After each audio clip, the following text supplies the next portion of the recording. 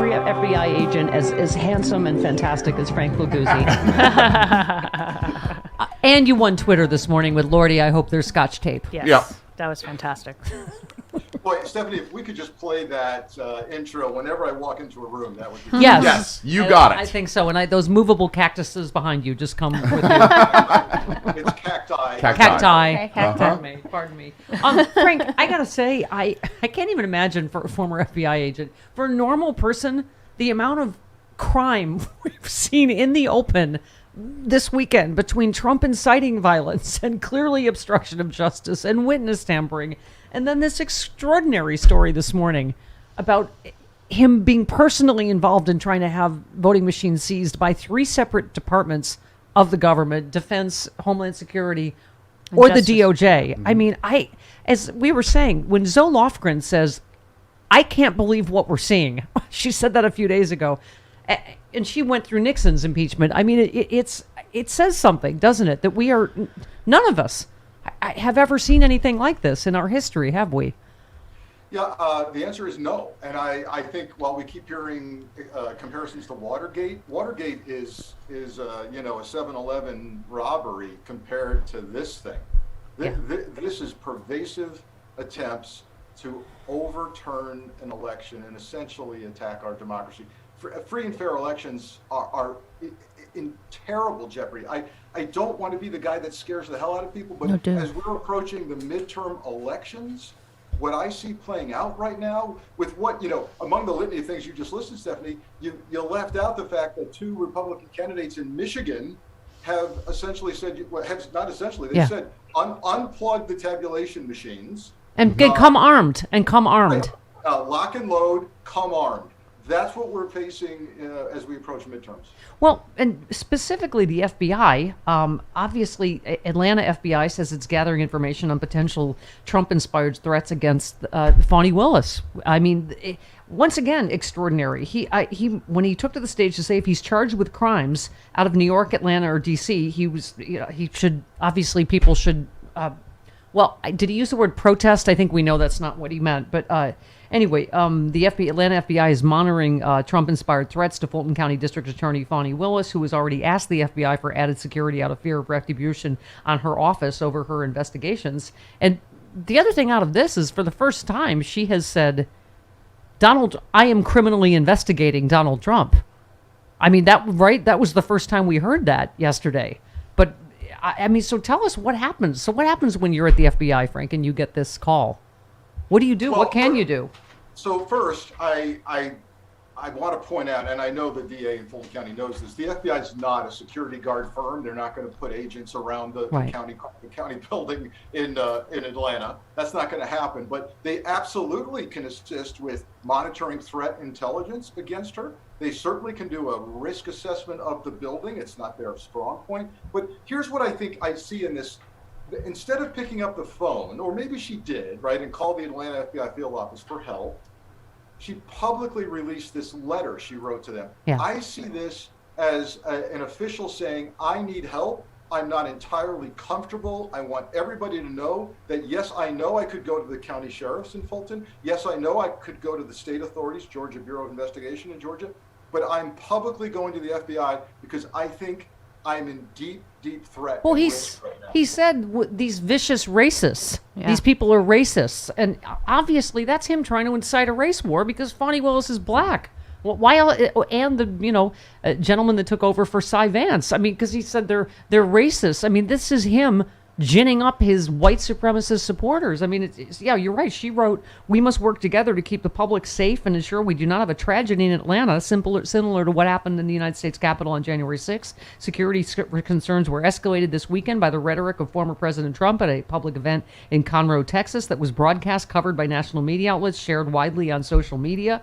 See, this is the dilemma, Travis, we deal with here. Is, do you play these sound bites? We didn't play them yesterday. They played them on TV, but this is the problem. Then millions of other people see it. You're giving, what he's doing is dangerous and illegal, Frank, but what do you think the media responsibility is? You kind of think like, don't give him more of a platform, but then, right. I think responsible reporting these days requires us to watch it, to listen to it. Yeah. Others can choose not to, but if you want to have turn a deaf ear to what a man is saying who is inciting violence, who is inciting and encouraging people to overthrow the election, you're going to miss the threat that this guy faces. So I have to do it for a living, but I tell you, you've got to do it if you want to understand the threat we're facing. Well, let me. We're finding this soundbite. I know we didn't. We deliberately didn't play it yesterday, and then everybody played it on TV last night. But because at first you're thinking like, what's he talking about? Racist? I'm like, oh, he's talking to all his white supremacist supporters about the black prosecutor. Right, well, which would also tell you he's most worried about what's happening in Georgia. Yeah, and don't forget, let's name another black lawyer that's after him, which is Letitia James. Right. Mm-hmm. Yes.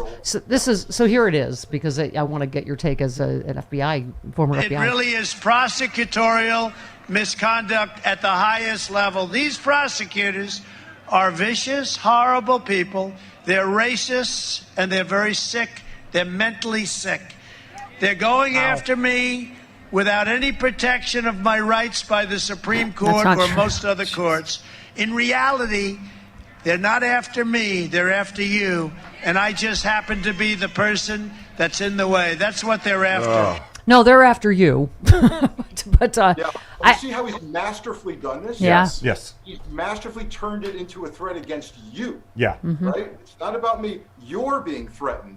And then calling for the largest protest ever, quote unquote. Well, so far, the worst protest we've seen in recent history is January 6th. It was an insurrection. It was a coup attempt. If he's calling for something bigger than that, because he's being prosecuted, this is the table has been set for a violent period ahead. By the way, do you think anything else will need to be taught in psychology projection class for the rest of time? Just this, everyone, just this. Listen to this. Watch this soundbite. I mean, it's extraordinary, right? He just projects in every single thing he does now. You were, Frank, when you were saying you didn't mean to scare us, but too late. But you pointed to a Rolling Stone piece. You said, worth the disturbing read. It's much later than you think. FBI agents spent 25 years unmasking Nazis, the Klan, and gangs. That's the feeling I have. It's later than we think. And if, we are not looking at all of these outward Nazi rallies and symbols all over the country. And what was it? Howard University and 5 other black universities targeted yesterday with bomb threats. I don't know what the FBI calls a boiling point, but this sure feels like it. It does, as they say in the racist studies, the quiet part is now being said out loud. Yeah. Trump has given license to this kind of hatred. And look, the FBI director has said in public testimony, the most lethal form of domestic violence they're seeing right now is race-based, hate-based domestic groups. And when you see Nazi flags flying out in the open in Florida, other places, pamphlets being left on windshields in Florida against the Jewish community, we are living through a period that is the ugliest in modern history. The question is this, do we come out of it in the shorter term, or is this going to take years and years? I'm thinking this is an entrenched insurgency, Stephanie, that we are seeing develop in this country that's going to be with us for a while. And a single solution, arrest this guy, make this guy go away, is not a plausible solution. I want to see justice and accountability. That is the answer. But if you think that a few people in handcuffs is going to end what's already entrenched, I think you're wrong. Yeah. Well, I was going to say, as an FBI agent, when you hear, this, when you watch these clips and you read the statement where he basically admits to his goal was to overturn the election. He says overturn. Mm-hmm. That Mike Pence could have overturned the election. So what of those are legally actionable? Is that not evidence for Merrick Garland? Is that not obstruction of justice, witness tampering, whatever you want to call it, pardon dangling? I don't know. I mean, how much of what he's doing openly is legally actionable? Everybody's asking this question, right? Did he just incriminate himself? So the answer is yes, but, which is a very lawyerly, incredible incrimination statement. I love it when bad guys talk. Throughout my career, when a criminal subject got on the courthouse steps and started spouting things. I loved it. We would record it. We would use it against him. Awesome. But there's a flip half. There's another half to this that people have to understand. He's going to defend himself by saying he genuinely thought there was fraud. So the other half of this is the DOJ proving, no, you were told numerous times, including by the Attorney General of the United States, that there was not fraud. So I'm telling you, the defense is coming. I thought there was fraud. You can't go after me for trying to right a wrong. DOJ is going to have to prove beyond a reasonable doubt that he knew and was convinced there wasn't fraud and still tried to overturn a valid election. And also helping that would be, he was told you can't have fake electors coming from 7 states. You can't do this, right? And he's going to go, well, that was Rudy, right? I can see this all. He's going to blame his lawyers, right? Yeah. Yeah. Well, I mean, it's already starting. The headline this morning, Trump calls for January 6th committee to investigate Mike Pence. I mean, it does have the feel of dominoes falling and everybody scrambling to get out from under it, whether it's Mark Short or Bill Barr or, I mean, they're all obviously, and it's amazing. We were saying there's such a low, literally Bill Barr for Republicans in this whole story because, some things were too crazy for Bill Barr. Some things were too crazy even for Rudy Giuliani. So, I mean, it is. Here's the craziness that exists here, Stephanie, is that everybody calling for justice, handcuffs, grand juries. I do think this is in process. I do. But I want to prepare people for the reality. The reality is that come any indictments of any high-level people, about 30% of the population will believe that this was a targeted political operation, and they won't believe a word of the Select Committee or of the Attorney General of the United States. Come the midterm elections, this even scares me more, about 40 to 50%, if not more, of the people will not believe the credibility of the vote in the midterms. Yeah. Yes. That's. I mean, the damage that I was saying all morning, Frank, that one man has done to this country is just incalculable.